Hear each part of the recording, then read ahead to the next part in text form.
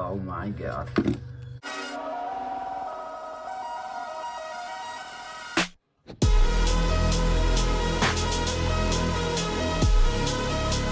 YouTube, and welcome back to my YouTube channel of Day in the Life of a Jobbing Plumber. We post on a Tuesday and Thursday at approximately 6 p.m. But if you subscribe and ring the little bell, you'll get notifications. Anyway, we've got a big push on for 3,000 followers, subscribers, before the end of the year, which is, at this present time, a month and a half away. Can I do it? I don't know. With your help, definitely. Anyway, let's get into it. To this one, because the customer had no central heating, he's took the head off this drain valve here. This controls the radiators. This one controls the underfloor heating. As you can see, it's down there somewhere. And he's manually opened the valve, and obviously when the underfloor heating calls, it allows that circuit to do the radiators at the same time. So we're just going to perform a few tests just to make sure it is this what's failed, and we'll trace this cable back, which this appears to be the wiring centre, and that isn't open yet.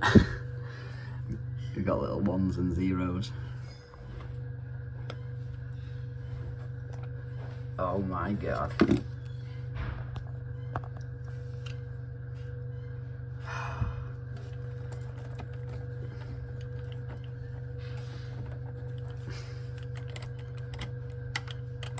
Oh, let me find out which one it is. So with the multimeter, find a suitable earth point. Not going to be able to do this one-handed, and we're going to test if we've got 240 on the brown cable first. I've created a demand for just the radiators so far, not the underfloor heating and hot water. Got 240 on the brown, if I can hold it steady. Now we're going to look for 240 on the orange. If we haven't, it's faulty valve.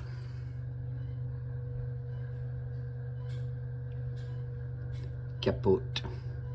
I'm going to get this swapped, but I am not touching inside that at all. I'll cut into the cable and use one of these 5-way plugs. I ain't touching in that, not a chance. Obviously I've got to isolate the power first before performing any of this and test for dead.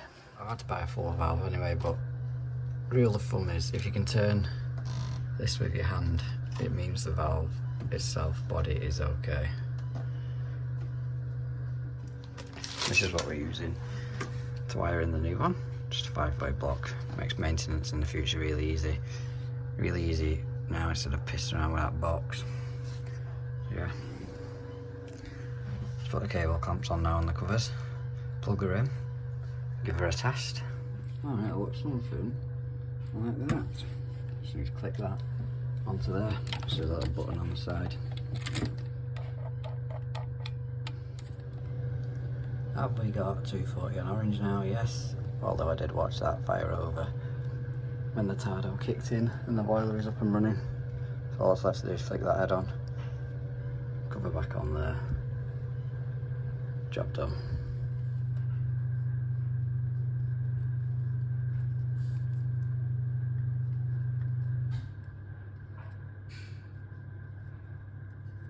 Good timing because my uni lights just died. Oh jeez.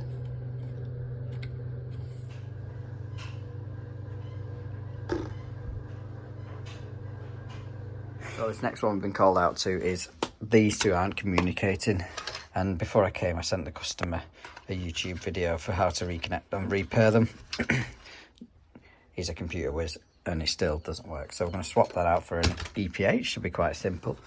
She said the radiators upstairs weren't working, and that's because this was on 0 when I got here. There's just not enough water to get them hot, so I'll get that topped up a little bit more and swap this out.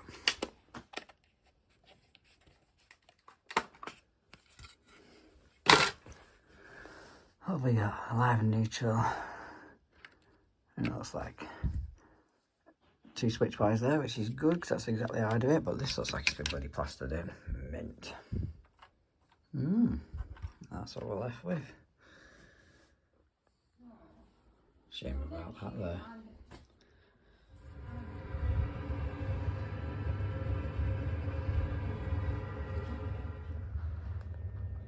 lovely. Just need to finish off wiping off this cork that I've just put on just to make it look a bit more presentable. And demonstrate to the customer how to use it. Seems to be swapping thermostats all the time. They don't seem to go over this, seem to be doing the same job over and over again. Granted, they might not be room thermostats, but servicing boilers and swapping thermostats. Now I know this isn't your usual type of video, but it's a problem that we probably all have come across or will come across. So I've just bought this tyre repair kit, puncture repair kit off Amazon. It's about 13 quid. Comes with loads of the repair patches. I think it's about 20 in there. New Schrader valves and Schrader valve core remover. But this is my problem. That screw. Now, I was contemplating leaving it in, but I sprayed a bit of LDF on it and it's definitely leaking. Just better take that out first.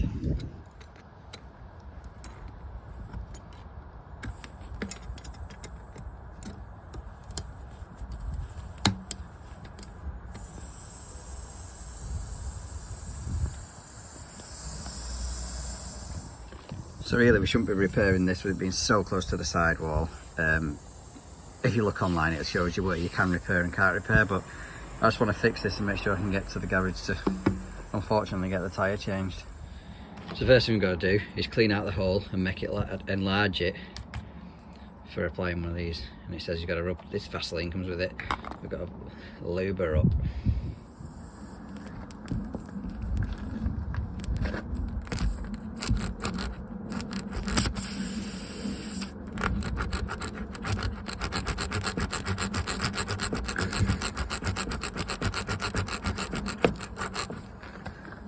Now once we've enlarged the hole, we've got to put one of these strips in this part tool, about halfway along.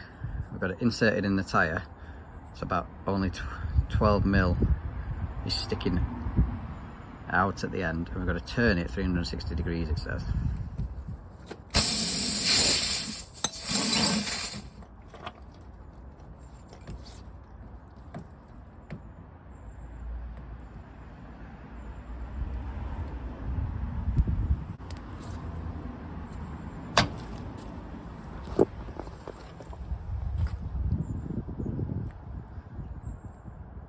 Now apparently we've just got to trim that off as flush as possible,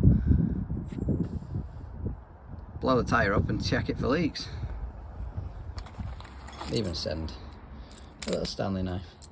Not gonna lie, the Stanley knife is about as sharp as a butter knife.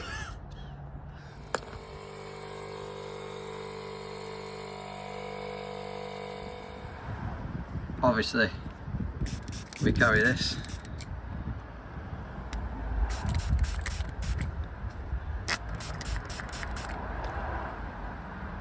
I'm actually really impressed. Like I say, it's not really a permanent fix on this because it's so close to the sidewall, but for 13 quid you've got quite possibly 20 times you can fix this puncture at the side of the road most of the time.